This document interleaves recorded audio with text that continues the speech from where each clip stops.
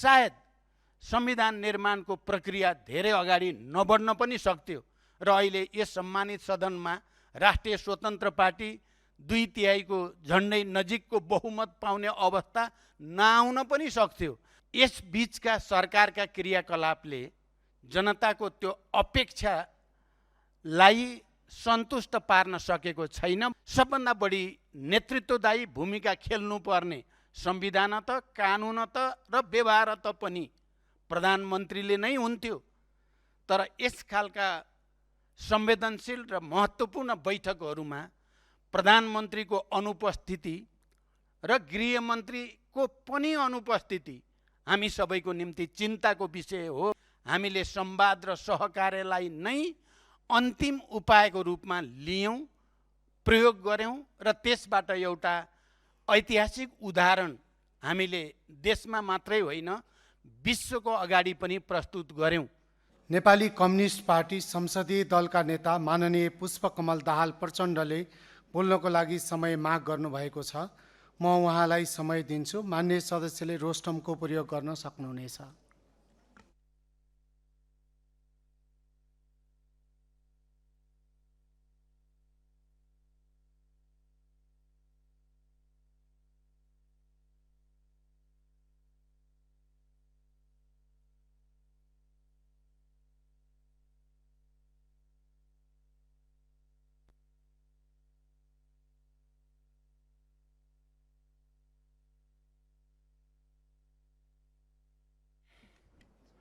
सम्मान्य सभामुख महोदय, सबभन्दा पहिला त म सभामुख महोदयलाई धन्यवाद भन्न चाहन्छु।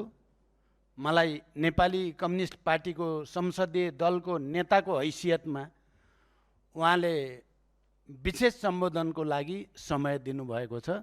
तर मैले बुझेसम्म मलाई रोस्टम प्रयोग गर्ने र विशेष समय दिने कुरा संसदीय दलको नेताको हैसियत भन्दा पनि पूर्व प्रधानमन्त्री समेतको हैसियतमा हो भन्ने मैले बुझेको छु। यसको लागि पनि म सम्मान्य सभामुखज्यूलाई हार्दिक धन्यवाद भन्न चाहन्छु। लामो समय मैले सदनमा उपस्थित हुन सकिनँ। केही समय स्वास्थ्यमा आएको सामान्य समस्याको कारण, केही समय विदेश भ्रमणको कारण र यहाँबाट प्रकाशित सूचनाप्रति मेरो गम्भीर ध्यानाकर्षण भएको छ। आउने दिनमा त्यस्तो हुने छैन। म यो सम्मानित सदनमा त्यो कुरालाई आत्मसात गर्न चाहन्छु। अब मैले यहाँ धेरै लामो वक्तव्य दिने उद्देश्यले त आएको छैन, तर फेरि पनि अहिले देशमा घटिरहेका घटनाक्रमहरू र यहाँ सदनमा चलिरहेका बहसहरू, यो सबैको सन्दर्भमा केही कुरा मैले गम्भीर ध्यानाकर्षण गर्न आवश्यक ठानेर पनि म यहाँ केही कुरा भन्नको लागि उपस्थित भएको छु। सम्मान्य सभामुख महोदय, यस सन्दर्भमा सबै मान्य सदस्यहरूले राखे जस्तै म पनि सुनसरीको कप्तानगञ्जमा बोलबमको धार्मिक यात्राका सन्दर्भमा उत्पन्न विवाद चर्किएर जो दुःखद घटनासम्म पुग्यो र त्यसले कतै ठुलो साम्प्रदायिक विद्वेषको रूप लिने त होइन भन्ने चिन्ता सर्वत्र व्यक्त भइरहेको छ। यस सन्दर्भमा त्यहाँ मृतक प्रति ओम प्रकाश मेहताप्रति म पनि श्रद्धा व्यक्त गर्न चाहन्छु। सबै घाइतेहरूको शीघ्र स्वास्थ्य लाभको कामना गर्न चाहन्छु र यो समग्र घटना प्रक्रियामा सुरक्षा निकायको भूमिका के कस्तो रह्यो, के त्यहाँ त्यो स्तरको गोली चलाउनै पर्ने अवस्था थियो या थिएन, समस्या समाधानका अन्य उपायहरू र विकल्पहरूमा के कति पहल गरियो या गरिएन लगायतका सबै विषयमा विस्तृत अध्ययन गरी वास्तविकता बाहिर ल्याउन म सरकारसँग विशेष अपिल गर्न चाहन्छु। अहिले देशको समग्र राजनीतिक परिस्थिति त्यति सहज चाहिँ छैन। हामीले सदनमा पक्कै पनि तर्क वितर्क गरेका छौँ, आफ्ना मत हरू अगाडि राखेका छौँ, यो राम्रो कुरा हो। तर गत निर्वाचनमा जे भनेर हामी सहभागी भयौँ, निर्वाचनमा जे जसरी जनताले आफ्नो अभिमत प्रकट गरे, यस बीचका सरकारका क्रियाकलापले जनताको त्यो अपेक्षालाई सन्तुष्ट पार्न सकेको छैन। बरु दिन प्रतिदिन परिस्थिति अझ असहज हुने हो कि भन्ने चिन्ता व्याप्त भएको छ। म यो सुनसरी घटनाप्रति के कुरामा सम्मानित सदन र यो सदन मार्फत आम नेपाली जनतालाई पनि अपिल गर्न चाहन्छु भने हामी नेपाली जनताको ऐतिहासिक विरासत या परम्परा भनेको सामाजिक सद्भाव कायम राख्नु, राष्ट्रिय एकताप्रति सम्पूर्ण रूपले समर्पित भएर लागिरहनु र अप्ठ्यारो परिस्थिति आयो भने संवाद र सहकार्य मार्फत जस्तो सुकै ठुलो द्वन्द्वको स्थितिलाई पनि समाधानतिर लैजाने हाम्रो ऐतिहासिक परम्परा र संस्कृति रहेको छ। अहिले सुनसरी, मोरङ लगायत अन्यत्र पनि जे परिस्थिति देखा परेको छ, म आम नेपाली जनतालाई पनि अपिल गर्न चाहन्छु, हाम्रो त्यो गौरवशाली परम्परालाई स्मरण गर्दै यस खालका समस्या जो देखा पर्न खोजेका छन् तिनको पनि संवाद र सहकार्यको माध्यमबाट समाधान गर्ने र आम जनताको एकताको माध्यमबाट त्यसभित्र घुसपेट गर्न खोज्ने र परिस्थितिलाई अझ असहज बनाउन खोज्ने प्रवृत्ति, विचार र शक्तिलाई परास्त गर्न एकजुट हुन अपिल पनि गर्न चाहन्छु। हिजो मात्रै ढिलै गरी भए पनि राष्ट्रिय स्वतन्त्र पार्टीको तर्फबाट त्यसका सभापति रवि लामिछानेले सर्वदलीय बैठक आह्वान गर्नुभयो। हामी सबैले उहाँलाई र राष्ट्रिय स्वतन्त्र पार्टीलाई पनि धन्यवाद भन्यौँ। तर साथसाथै हामीले चिन्ता पनि व्यक्त गर्यौँ। यस खालको असहज परिस्थितिमा सबभन्दा बढी नेतृत्वदायी भूमिका खेल्नुपर्ने संविधान त, कानुन त र व्यवहार त पनि प्रधानमन्त्रीले नै हुन्थ्यो। तर यस खालका संवेदनशील र महत्त्वपूर्ण बैठकहरूमा प्रधानमन्त्रीको अनुपस्थिति र गृहमन्त्रीको पनि अनुपस्थिति हामी सबैको निम्ति चिन्ताको विषय हो भनेर सबै बाँकी राजनीतिक दलहरूले व्यक्त पनि गर्नुभयो। मैले पनि प्रधानमन्त्रीको अनुपस्थिति, गृहमन्त्रीले रिपोर्ट गर्नुपर्ने र त्यसमाथि छलफल हुनुपर्ने ठाउँमा गृहमन्त्रीको पनि अनुपस्थिति चिन्ताको विषय हो भनेर पनि हामीले भन्यौँ।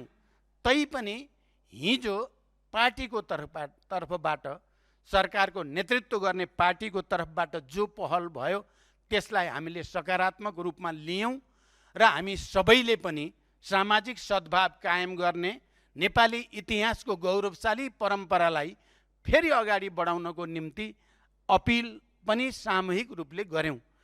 त्यति बेला मैले भनेको थिएँ, हामीले खास गरिकन देशमा निकै ठुलो गृहयुद्ध, निकै ठुलो द्वन्द्व हामीले जसलाई जनयुद्धको रूपमा परिभाषित गर्यौँ, त्यसलाई शान्ति प्रक्रियामा ल्याउने क्रममा पनि हामीले संवाद र सहकार्यलाई नै अन्तिम उपायको रूपमा लियौँ, प्रयोग गर्यौँ र त्यसबाट एउटा ऐतिहासिक उदाहरण हामीले देशमा मात्रै होइन विश्वको अगाडि पनि प्रस्तुत गर्यौँ, जसलाई विश्वले पनि त्यसलाई राम्रोसँग आत्मसात गर्यो र हामी सबै नेपालीको निम्ति एउटा गौरव, हाम्रो शान्ति प्रक्रिया एउटा सफल शान्ति प्रक्रियाको रूपमा, एउटा परिवर्तनकारी शक्तिको रूपमा स्थापित भएको छ। हामी सबैले त्यसमा गौरव गरेका छौँ। त्यसपछिका घटनाक्रमहरूमा पनि जति जति बेला देशमा या गम्भीर प्रकृतिका राजनैतिक समस्याहरू, गाँठोहरू पर्छन्, त्यसलाई फुकाउनको लागि हामीले संवाद र सहकार्य, के सत्तापक्ष के प्रतिपक्ष, हामीले जहिले पनि संवाद सहकार्य मार्फत ती गाँठोहरू फुकाउन, देशलाई निकास दिनको लागि पहल गरेका छौँ। म आज यस सम्मानित सदनमा सभामुख महोदय त्यो पनि स्मरण गराउन चाहन्छु। चाहे संविधान बनाउने बेलामा देखा परेका सङ्कटहरू हुन्, हामीले सहकार्य र संवादकै माध्यमबाट त्यसको समाधान गऱ्यौँ। राजनीतिक सङ्कट जति बेला तराई, मधेस, पहाड, हिमालमा कतै चर्को द्वन्द्वको स्थिति सिर्जना हुने हो कि भन्ने अवस्था थियो, त्यति बेला पनि म दोस्रो पटक नेपाल सरकारको प्रधानमन्त्रीको हैसियतले मधेसका जनताका उचित मागहरू र चिन्ताहरूलाई सम्बोधन गर्न पटक पटक संविधान संशोधनका प्रस्तावहरू सदनमा प्रस्तुत गरेर मधेसी जनताको विश्वास नजितेको भए सायद संविधान निर्माणको प्रक्रिया धेरै अगाडि नबढ्न पनि सक्थ्यो र अहिले यस सम्मानित सदनमा राष्ट्रिय स्वतन्त्र पार्टी 2/3 झन्डै नजिकको बहुमत पाउने अवस्था नआउन पनि सक्थ्यो। तपाईहरू यहाँ जुन जुन जाति, भाषा, धर्म, समुदाय, सम्प्रदायको प्रतिनिधित्व यहाँ छ, यो प्रतिनिधित्व नहुन पनि सक्थ्यो। म खालि यो कुरालाई तपाईहरू सबैको ध्यानाकर्षण मात्रै गराउन चाहन्छु। हामी सबैलाई थाहा छ, नेपालमा निकै ठुलो भूकम्प गयो र त्यो भयानक भूकम्पको बेलामा सौभाग्य भनौँ म प्रमुख प्रतिपक्षी दलको नेताको हैसियतमा थिएँ। त्यति बेला नेपाली कङ्ग्रेसका सभापति सुशील कोइराला प्रधानमन्त्री हुनुहुन्थ्यो। निकै चर्को संविधान बन्ला कि नबन्ला भन्ने चिन्ता एकातिर देशभरि व्याप्त थियो आम जनतामा भने, अर्कोतिर त्यो महा विनाशकारी भूकम्प कारण भएको ठुलो धनजनको क्षतिको चिन्ता र पीडा पनि नेपाली जनतामा थियो र राजनीतिक नेतृत्व तहबाट कुनै विशेष पहलको अपेक्षा नेपाल राष्ट्र र नेपाली जनताले गरेका थिए। त्यति बेला मैले त्यति बेलाको सम्मानित सदनको रोस्टममा उभिएर प्रधानमन्त्रीलाई भनेको थिएँ, तपाईँ सत्ता पक्ष र प्रधानमन्त्री हुनुहुन्छ, म प्रतिपक्षी दलको नेता छु। आजबाट मैले प्रतिपक्षी दलको नेताको हैसियतमा होइन, यो राष्ट्रका अगाडि देखा परेका गम्भीर सङ्कट र समस्या समाधानको निम्ति तपाईँको सरकारको सहयोगीको रूपमा भूमिका खेल्नेछु भनेर भनेपछि नै संविधान निर्माणको प्रक्रियाले नै गति लियो।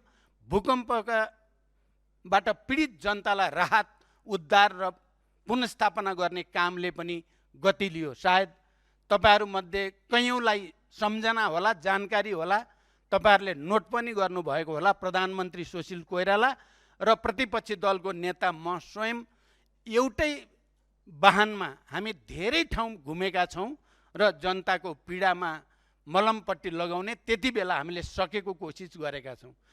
त्यसै गरी निकै ठुल्ठुला बाढी पहिरोबाट क्षति, धनजनको ठुलो क्षति भएको बेलामा पनि हामीले अझ भन्नुहुन्छ भने मैले त्यति बेला यो परिवर्तनको एउटा वाहकको हैसियतले, शान्ति प्रक्रियाको एउटा हस्ताक्षरकर्ताको हैसियतले, सङ्घीय लोकतान्त्रिक गणतन्त्र स्थापनाको एउटा नेतृत्वकर्ताको हैसियतले मैले नै पहल गरेर त्यस खालको अवस्थामा पनि राष्ट्रिय एकता सुदृढ गर्ने, संवाद र सहकार्यको माध्यमबाट अगाडि आउने पहल गऱ्यौँ र त्यसले सकारात्मक उदाहरण पनि प्रस्तुत गर्यो। सभामुख महोदय, अहिले पनि देशको राजनीति सहज भएको छैन। मैले यो कुरा यहाँ भन्नै पर्छ, राजनीति सहज भइसकेको छैन। जनताको अपेक्षा थियो, एउटा भाष्य बन्यो, नयाँ र पुरानाको भाष्य। म त्यसमा अहिले बढी जान चाहन्न। जे भए पनि नेपाली जनताले एउटा आशा र अपेक्षाको साथ राष्ट्रिय स्वतन्त्र पार्टीलाई अत्यधिक बहुमत प्रदान गर्यो। सुशासनको पक्षमा, सामाजिक न्यायको पक्षमा, आर्थिक विकास र समृद्धिको पक्षमा एकपछि अर्को काम हुँदै जाला भन्ने आशा अपेक्षाबाट विगतमा भएका व्यथिति र अराजकता, जसलाई मैले त्यति बेला पनि भन्ने गरेको थिएँ, व्यथिति र अराजकताको जिम्मेवारी राजनीतिक नेतृत्वले लिनुपर्ने हुन्छ। भएका राम्रो कामको जस पनि लिनुपर्ने हुन्छ, नराम्रो कामको अपजस पनि लिनुपर्छ भनिएकै थियो। सुशासन, सामाजिक न्याय र आर्थिक समृद्धिको यात्रामा हामी अगाडि बढ्दै थियौँ। अहिले जनताको अपेक्षा अनुसार काम नभएको भन्ने कुरा जताकतै सुन्न थालिएको छ। मैले यही रोस्टमबाट पहिलोचोटि भन्दा सरकारलाई केही सुझाव, केही टिप्पणी र केही सामान्य आलोचनाको रूपमा मात्रै कुराहरू राखेको थिएँ र मेरो अपेक्षा थियो आउने दिनमा सरकार एकपछि अर्को गम्भीर र जिम्मेवार पूर्ण कदम चालेर नेपाली जनताको आशा अपेक्षा पुरा गर्न अगाडि आउनेछ। तर यसबीचका क्रियाकलाप त्यस प्रकारका रहेनन्। बडो गम्भीर ढङ्गले म भन्न चाहन्छु त्यस खालका रहेनन्। बरु एकपछि अर्को नकारात्मक उदाहरणहरू बन्दै गए। चाहे त्यो सुकुम्बासी प्रकरणको कुरा होस्, चाहे त्यो ट्रेड युनियनसँग सम्बन्धित अधिकारको कुरा होस्, चाहे त्यो विद्यार्थीसँग सम्बन्धित कुरा होस्, चाहे नेपालको भौगोलिक सिमानासँग सम्बन्धित कुरा होस्। म लामो व्याख्यामा जान खोजिराखेको छैन। सिमानाको कुरा होस्, राष्ट्रिय स्वाधीनतासँग सम्बन्धित सबभन्दा संवेदनशील प्रश्नको बारेको कुराहरू हुन्, या लगानी, उत्पादन, रोजगारी, पुँजीगत खर्च, राजस्व सङ्कलन, बजारको विकास लगायतका कुरा हुन्, चाहे कर प्रणालीसँग सम्बन्धित कुरा हुन्, जनता झनपछि झन झस्केको जस्तो सरकारले राम्रो गर्ला भनेको त फेरि अझ कतिपय बेला त तपाईहरुले भन्ने गरेको पुरानाहरूभन्दा पनि पछि पर्ने हो कि भन्ने चिन्ता पनि व्यक्त भएको छ। म अझै पनि चिन्ताको साथ भन्दैछु, मान्य सदस्यहरू, यस खालका कुराहरू पनि देखिएका छन्। अनि संविधान संशोधनको कुरा, लोकतन्त्र सुदृढीकरणको कुरामा जसरी सरकार प्रस्तुत भयो त्यसले कहीँ कतै यो संविधान जो हजारौंको बलिदानबाट र धेरै ठुलो त्याग र तपस्याबाट, लामो सङ्घर्षबाट प्राप्त भएको समावेशी लोकतन्त्र सहितको संविधानलाई पुनर्लेखनै गर्न खोजिएको त होइन, या संविधानलाई कुनै न कुनै रूपले अझ पछि कमजोर पार्ने उद्देश्यद्वारा अगाडि बढेको त होइन भन्ने प्रश्न पनि आम जनतामा अहिले देखा पर्दै गएको छ। त्यसै गरी लोकतन्त्रको मामिलामा सरकारका काम कारबाहीहरूले कतै निरङ्कुशतातिर जाने त होइन भन्ने चिन्ता पनि व्यक्त भएको छ। तपाईँ हामी अहिले हेर्यो भने चाहे तराई मधेसमा हेरौँ या माइती घर मण्डलामा दिनदिनै जस्तो विभिन्न रूपमा, कहिले लघुवित्तको नाममा, कहिले दलितहरूको नाममा, कहिले के समुदायको नाममा हुने गरेका विरोधहरूलाई हेरौँ, ती सबैले के देखाउँछ भने कहीँ न कहीँ स्थिति गम्भीर छ। म लामो व्याख्या नगरी जसरी यो सरकार बन्ने अवस्थासम्म आयो, कतै कसैले, यो मेरो चिन्ता मात्रै हो, मेरो अहिले निष्कर्ष र कसैमाथि आरोप होइन, त्यो ढङ्गले नलियोस्। यो सरकारलाई पनि फेरि असफल साबित गर्ने, यो सरकारले पनि शान्ति सुरक्षा कायम गर्न सकेन, जनताको आर्थिक विकास र समृद्धिको आकांक्षा सम्बोधन गर्न सकेन, यो सरकारले पनि सुशासन कायम गर्न सकेन। त्यसकारण नेपाललाई असफल राष्ट्र बनाउने र अर्को ठुलो दुर्घटना त हुने होइन भन्ने गहिरो चिन्ता म तपाईहरुको अगाडि व्यक्त गर्न चाहन्छु। यस अर्थमा यो सरकारलाई असफल हुने छुट पनि छैन। तपाईहरु असफल हुनुभयो भने तपाईहरु मात्रै असफल नहुने, नेपाल राष्ट्र नै असफल हुने खतरा छ। त्यसकारण मैले तपाईहरुलाई गर्ने सुझाव, आलोचना, टिप्पणी यो राष्ट्रको राष्ट्रिय स्वाधीनता, नेपाली जनताको लोकतान्त्रिक अधिकार, यो सबैको संरक्षणको निम्ति अनिवार्य छ भन्ने ठानेर म यो कुरा भन्दैछु। तर कता कता हिजोको सर्वदलीय बैठकको मात्रै कुरा होइन, सम्माननीय राष्ट्रपतिले यही रोस्टमबाट, यही मञ्चबाट सरकारकै नीति कार्यक्रम वाचन गर्दै गर्दा प्रधानमन्त्री बीचमा उठेर हिँडेको कुरा संसारले हेरेको छ। सम्पूर्ण नेपाली जनताले गहिरो गरी त्यसलाई लिएको छ। गणतन्त्र दिवसको दिन सधैँ नै प्रधानमन्त्रीले सम्बोधन गर्ने हाम्रो लोकतान्त्रिक परम्परा छ। त्यो दिन प्रधानमन्त्रीले गणतन्त्र दिवसको दिन आफू खुला मञ्चबाट या शाही सैनिक मञ्चबाट सम्बोधन गर्ने कुराबाट पन्छिनु र राष्ट्रपतिलाई तपाईँ नै बोल्नुहोस् भन्नुलाई पनि नेपाली जनता र बुद्धिजीवीहरूले कसैले पनि सहज रूपमा लिन सकेका छैनन्। अनि सरकारको नीति कार्यक्रम र बजेटका सन्दर्भमा म बडो गम्भीरताको साथ, सभामुख महोदय, बडो गम्भीरताको साथ भन्न चाहन्छु, कतै यो सरकार एउटा निश्चित उपल्लो वर्गको हितमा मात्रै केन्द्रित त होइन, यसले श्रमजीवी जनता, मजदुर, किसान, गरिबहरूतिर भन्दा उच्च मध्यम वर्ग र माथिल्लो वर्गतिर मात्रै ध्यान दिएको र श्रमजीवी जनताप्रति बेवास्ता गरेको भन्ने प्रश्न उठेको छ। म सरकारलाई यी विषयहरूलाई सामान्य रूपमा होइन, गम्भीर रूपले लिन विशेष रूपले आग्रह गर्न चाहन्छु। यदि सरकारले एउटा वर्ग विशेष अझ त्यसमा पनि माथिल्लो वर्गको हितलाई मात्रै ध्यान दिने, किनकि नीति कार्यक्रमका सन्दर्भमा पनि बजेटका सन्दर्भमा पनि त्यसको स्पष्ट सङ्केत देखिएकै छ। कतै हामी जानेर वा नजानेर हामी त्यतातिर धकेलिँदै त गएका छैनौँ। यसले देशमा फेरि अर्को एउटा ठुलो विग्रहतिर जाने त होइन, जसलाई राष्ट्रले धान्नै नसक्ने अवस्था आउने त होइन भन्ने प्रश्न बजारमा छन्। तपाईहरूले पनि सुन्नु भएको छ पक्कै। मलाई लाग्छ तपाईहरू यसमा बेखबर हुनुहुन्छ भन्ने मलाई लाग्दैन।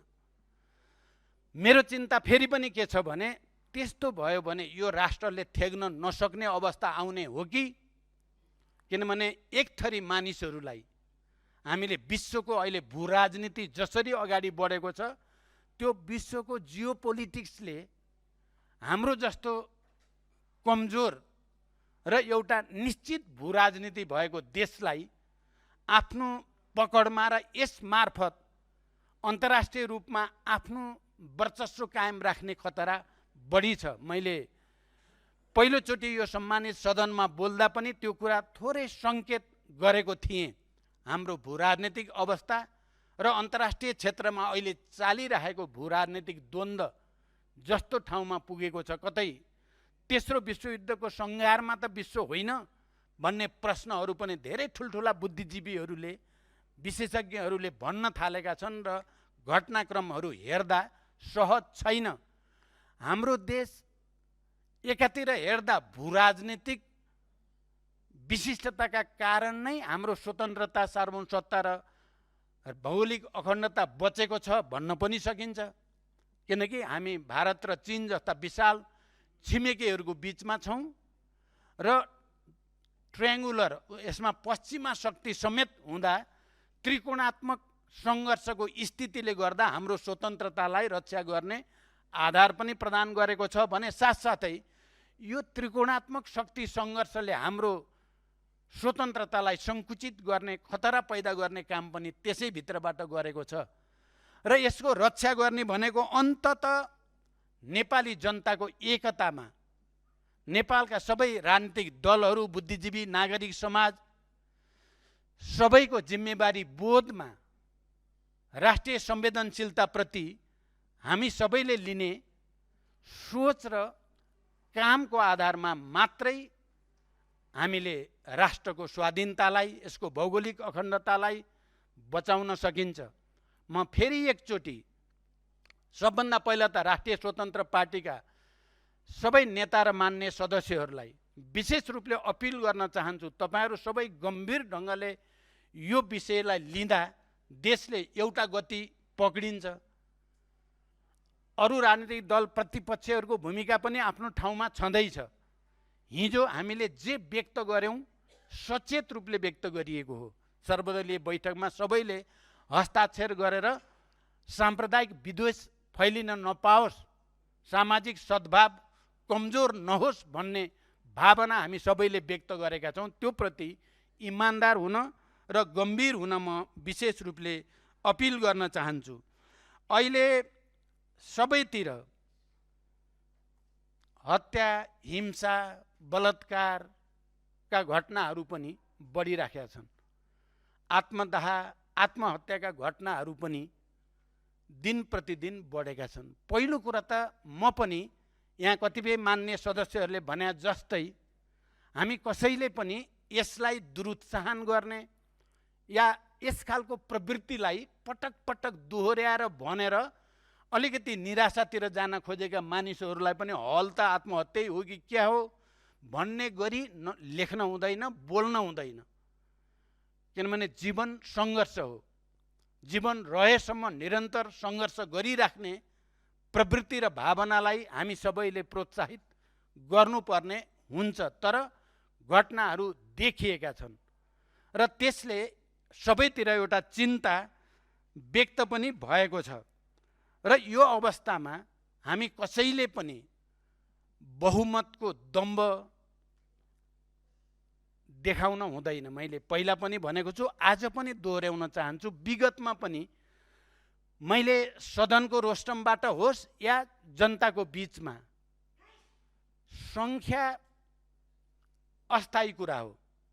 मुख्य कुरा राष्ट्रप्रतिको जिम्मेवारी, लोकतन्त्रप्रतिको निष्ठा, अहिले हामीले प्राप्त गरेका उपलब्धिको रक्षाप्रतिको हाम्रो गम्भीरता मुख्य कुरा हो। त्यसमा हामी सबै एक ठाउँमा हुन सक्यौँ भने त्यसले जनतामा एउटा विश्वास दिलाउन सक्छ। पक्कै पनि जनतामा प्रश्नहरू छन्, निराशा पनि छन्, असन्तुष्टि पनि छन्। तर हामी सबैको जिम्मेवारी जनतालाई उत्साहित बनाउने, आशावादी बनाउने, उनीहरूलाई अगाडि बढ्न उत्प्रेरित गर्ने जिम्मेवारी हाम्रो मुख्य जिम्मेवारी हो। राजनीतिक नेतृत्वको जिम्मेवारी, यस सम्मानित सदनमा जनताको प्रतिनिधित्व गरेर आउने सबै मान्य सदस्यहरूको जिम्मेवारी त्यो नै हो भन्ने मलाई लाग्छ र त्यो दिशातिर हामी सबै लागौँ। मलाई थाहा छैन यस्तो किन भयो, यस्तो किन भइराखेको छ। म यो कुरा पनि यो रोस्टमबाट खास गरी प्रधानमन्त्री बालेन शाहज्यूलाई भन्न चाहन्छु। नेपालमा विगतका धेरै अनुभवहरूबाट गुज्रेका नेता र बुद्धिजीवीहरू र विज्ञहरूको विशाल पङ्क्ति छ। ठुल्ठुला अप्ठ्यारा परिस्थितिहरूलाई निकास दिने हैसियत, क्षमता राख्ने नेताहरूको पङ्क्ति छ। सुशासन, सामाजिक न्याय र समृद्धिको निम्ति लड्ने नेताहरूको पङ्क्ति पनि छ। लोकतन्त्रको निम्ति झन्डै 70 वर्षदेखि जेल, नेल, यातना थुप्रै भोगेका नेताहरूको पङ्क्ति पनि छ। उनीहरूको अनुभव लिन, उनीहरूसँग सहकार्य गर्न, उनीहरूसँग संवाद गर्न प्रधानमन्त्रीलाई केले रोक्या होला मलाई अनौठो लाग्छ। उहाँले, म आफैलाई भन्न चाहन्छु, उहाँले मलाई बोलाएर एकचोटि तपाईँले पनि भ्रष्टाचारको विरुद्ध लड्छु भनेर सुरु त गर्नुभएको थियो, केले तपाईँलाई सफल हुन दिएन भनेर सोधे पनि त हुन्थ्यो।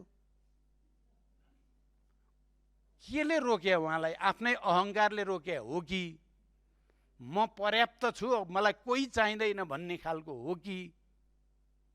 यदि त्यसो हो भने त्यो दुर्भाग्यपूर्ण हो।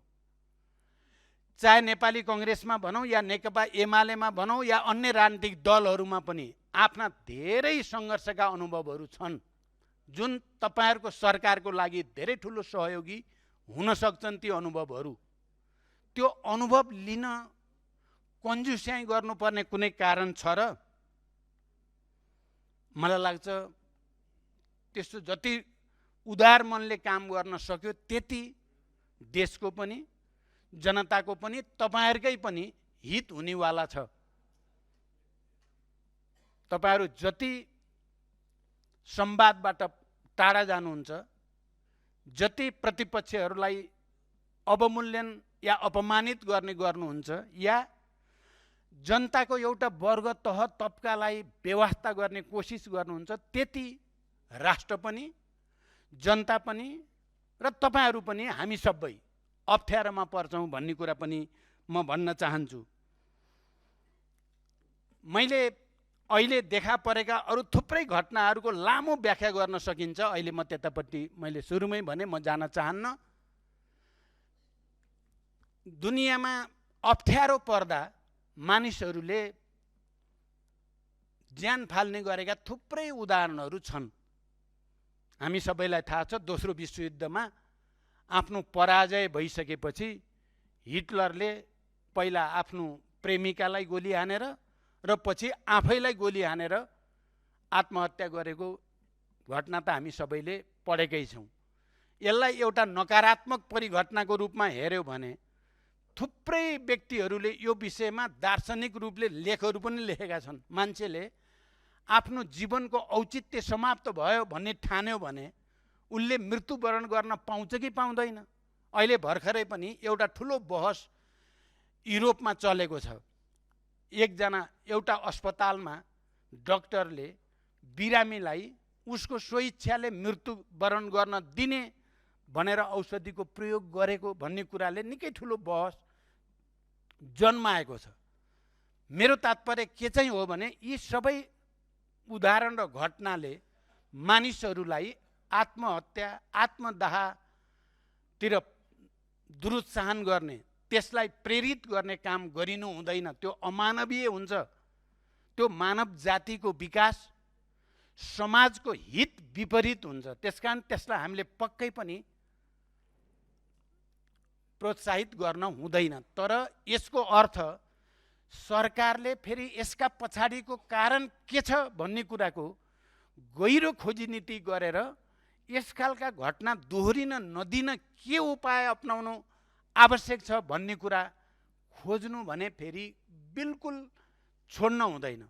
निरन्तर यस खालको समस्याको समाधानको निम्ति आफ्नो ठाउँबाट प्रयास गरि नै राख्नुपर्ने हुन्छ।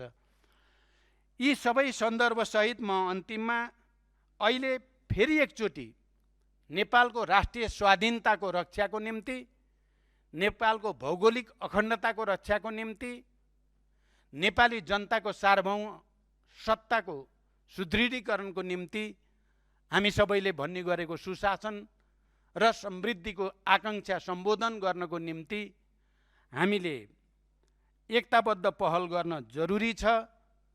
म तपाईँ राष्ट्रिय स्वतन्त्र पार्टीका मान्य सदस्यहरूलाई र सम्माननीय सभामुख महोदयलाई पनि प्रधानमन्त्रीले कतिपय अभिव्यक्तिले असहज बनाएको छ भने प्रधानमन्त्रीले स्पष्टीकरण दिनुपर्छ। यो सदनमा उभिएर यो एउटा लोकतान्त्रिक परम्परा हो, यसलाई भाँच्ने कोसिस नगरियोस्,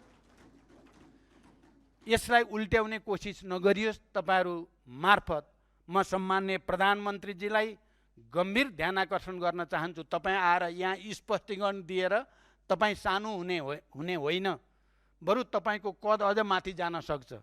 तपाईँले प्रतिपक्षहरूसँग संवाद गरेर तपाईँको कद सानो हुने होइन, बरु बढेरै जान्छ। अब यसलाई बुढापाकाको कुरा, राम्रा कुरा भनेर ठान्नुहुन्छ भने कुरा सुन्नु बुढाको, आगो ताप्नु मुढाको भनेर ठान्नुहुन्छ र नेपाली यो उखान हजारौँ वर्षको अनुभवले ल्याएको भन्ने ठान्नुहुन्छ भने मान्नुहोस्।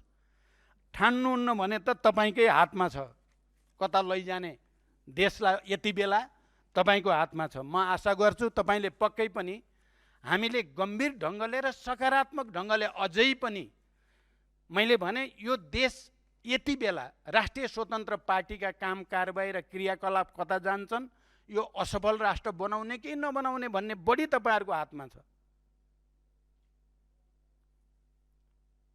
त्यसकारण हिजो जसरी रवि लामिछाने सभापतिजीले सहकार्यको एउटा नयाँ संस्कार फेरि अगाडि बढाउन खोज्नु भएको छ, उहाँलाई फेरि एकचोटि धन्यवाद दिँदै र यो सहकार्यको प्रक्रिया मार्फत देशमा देखा परेका सबै घटनाक्रमहरूको समाधानका निम्ति अपिल गर्दै बिदा हुन्छु। धन्यवाद। अभिवादन।